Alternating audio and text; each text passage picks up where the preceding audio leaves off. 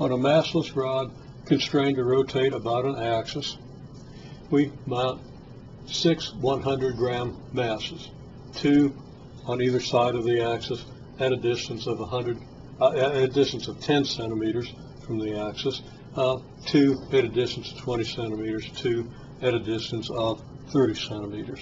And we ask, what's the total kinetic energy when this thing is rotating about this axis at half a radian per second? Well, at half a radian per second, we can calculate the velocity of each of these masses. The velocity, and if you go back to the definition of the radian, radian is an angle for which the arc distance along a circle is equal to the radius of the circle. So 1 radian per second would mean you're traveling 1 radius of distance every second. Half a radian per second, that's going to be half a radian of distance every second. So if you think about that a little bit, it says that all we have to do is multiply the number of radians by the radius and we get how far. So if we know how many radians per second, we can figure out how far per second.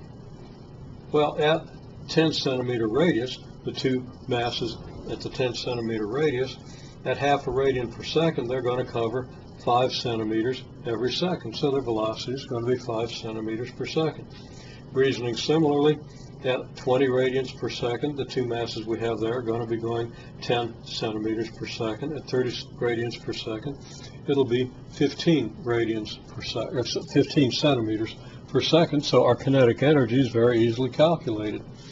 Now what I've done is I've done 1/2 mass times velocity squared for a 100 gram or 0.1 kilogram mass, and that corresponds to one of the masses that's at a distance of 10 centimeters, since that's the distance at which the velocity will be 5 centimeters per second. So we just do 1/2 mass times velocity squared.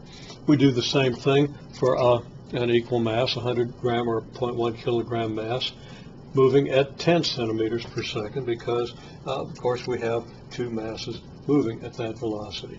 And then same thing for a mass moving at 15 centimeters per second.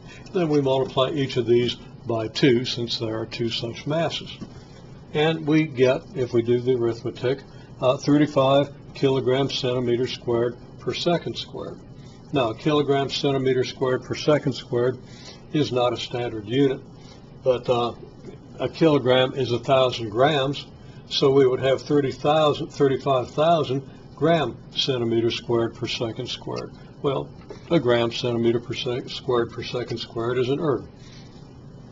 Alternatively, we have, well, alternatively, a centimeter squared is 1/10,000th of a meter squared. That is, it's 10 to the minus 4th meter squared. A meter is 100 centimeters, so when you square a meter, you're squaring 100 centimeters, giving you 10,000 or 10 to the 4th square centimeters, so that each square centimeter is 10 to the negative 4th square meters. And we then conclude that the total kinetic energy is 0.0035 joules, because of course, having replaced the centimeter squared by 10 to the negative 4th meter squared, we get units of kilogram meter squared over second squared, which we know to be joules.